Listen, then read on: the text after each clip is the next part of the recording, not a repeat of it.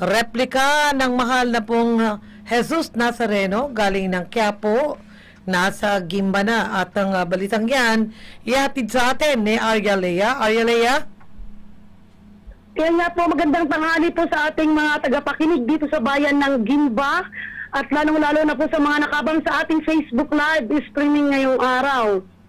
Ang replika ng itim na Nazareno, nakilala rin bilang Poong Jesus Nazareno, na nagataong imahen ni Jesus na may pasan-pasan na krus na nakalagak sa simbahan ng Quiapo ay narito na sa Gimba. Ito ang unang araw ng simula ng paglalakbay ng mahal na Poong Jesus Nazareno sa parokya ni Apo San Juan Evangelista dito sa bayan ng Gimba. Matapos itong sunduin kaninang madaling araw, Abril 24, taong kasalukuyan ng mga Knights of Columbus Martial Volunteers at kasama nga tayo RNG mula pa sa Basilica Minore ng itim na Nazareno sa Quiapo, Manila. Katuwang ang mga ihados ng grupong Anton na 5 kalalakihan na siyang magsisilbing mamamahala sa paglalakbay ng imahen na ibaba sa bayan ng Pura, Tarlac, bandang alas 6 ng umaga ngayong araw din, at pagkatapos ay dinala na muli sa isang simbahang katoliko sa barangay San Miguel, dito rin sa bayan ng Gimba. Hindi alintana ng mga estudyante ng barangay San Miguel Elementary School ang init habang matyagang naghintay sa gilid ng kalsada sa pagdating ng Poong Nazareno. Hawak-hawak ang mga banderitas na kulay puti at dilaw habang dumaraan sa kanilang harapan ay iwinawagayway ng mga estudyante at mga magulang at buong komunidad ng nabanggit na barangay. Parte ito ng programa na kung saan ang barangay San Miguel ang unang tumanggap ng rito ng pagtanggap. Sinundan ito ng pananghalian. Kanina ganap na alas 12 ng tanghali at sa ganap na alauna ng hapon ay magaganap ang banal na misa dito. Bandang alas 2 ng hapon ay muli itong maglalakbay patungo sa parokya ng San Juan Evangelista dito rin sa bayan ng Gimba. Ayon kay Doc Glee Puelios, ang Pastoral Parish Council overall chairman nitong programa ng paglalakbay ni Poong Jesus Nazareno, nakasalukuyang nagdiriwang din ng kanyang kaarawan ngayong araw.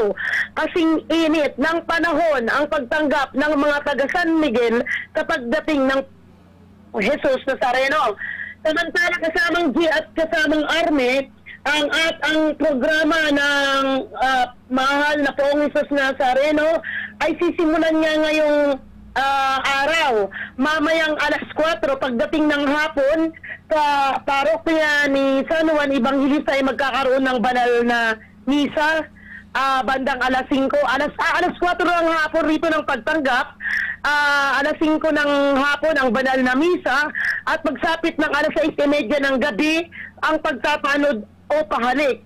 At sa Abril 15, alas 6 ng umaga, magkakaroon ng banal na misa. Alas 7, pagtatanod at pahalik. At sa pagsapit ng alas 5 ng hapon, magkakaroon ulit ng banal na misa. At 6:30 hanggang alas 8 ng gabi, pagtatanod at pahalik. At ito ay tatagal ng 5 araw. Magsimula ngayon hanggang sa araw ng Biyernes, Sabado at Linggo. Sa Linggo kasamang at kasamang Army, sisimulan sa alas 6 ng umaga ang misa. Alas 7:30 ng misa ang Aniko Balikhandog. Alas 9 ng umaga misa. Alas 4 ng hapon, isa pang ulit misa hanggang alas 5:30 ng hapon. At pagdating ng alas 7 ng gabi, ito ay ang pamamaalam ng mahal na Poong Jesus Nazareno kung saan muli natin siyang sasamahan sa kanyang paglalakbay pabalik sa Basilica Minore ng mahal na Poong Jesus Nazareno sa Quiapo, Manila.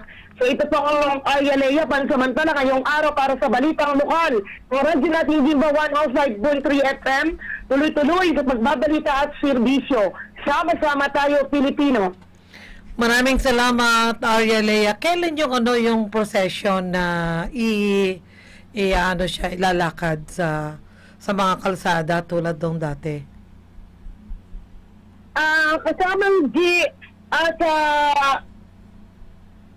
Wala akong nakita kasamang G. Basta sa Biyernes, bukas, Huwebes, banal na misa, pag satanod ng alas 7, alas 5 banal na misa, alas 6 hanggang alas 8, pagsatanod at pahalik ulit. At sa araw ng Biyernes, alas 6 ng umaga ay may banal na misa. Alas 7 hanggang hapon, pagtatanod pahalik. At alas 5 muling nagkakaroon ng banal na misa. At pagsapit ng alas 6:30 ng gabi sa araw ng Biyernes, harana sa buong Nazareno. At ang traslasyon sa araw ng Sabado ay Traslasyon, ano yun? alas 7 ng umaga pagkatapos ng banal na misa ay ang traslasyon.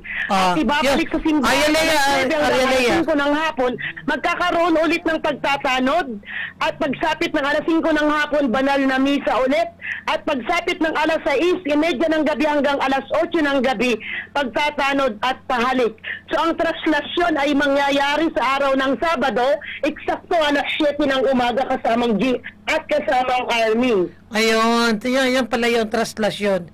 Instead na procession. Yes, Traslasyon ay Sabado ng alas 7 ng umaga. Walang hapon. Yes. Walang hapon yung... alas 7 ng umaga kasamang G. Oo, ng Sabado. Yes po. Isang beses lang. Yes po, isang beses lang. At ito nga kasamang G ay hindi na tulad nung dati na ito'y pinapasan ng kung sinong gustong magpasan ng mga nananampalataya. Ngayon po ay hindi na po ito mangyayari dahil ito po ay pinagawan ng andas. Yung kanyang paglalagyan. Yes. So, dala-dala nyo din yung andas. Dala-dala Yes, rin yung ito andas. Yes, yung andas ay itutulak lang kasamang G. Okay. Mhm. Sige. Okay. Maraming salamat, Arya Lea. Ayan, nakakasamang G, bago po tayo magpaalam ay muli ay batiin po natin ng maligayang kaarawan ang aming pong TPC overall chairman para kay poong mahal na Jesus Nazareno, kay Doc Glee. Happy birthday po, Doc. Pasensya na po kanina, maraming tao naputol yung kantahan. Dahil sobrang init. Bumabati po kami buong radyo nating Gimpa, Doc Glee. Happy birthday po ulit. Kita-kits po tayo ulit mamayang hapon sa simbahan, alas 4 ng hapon. Okay, sige. Maraming salamat, Arya Lea.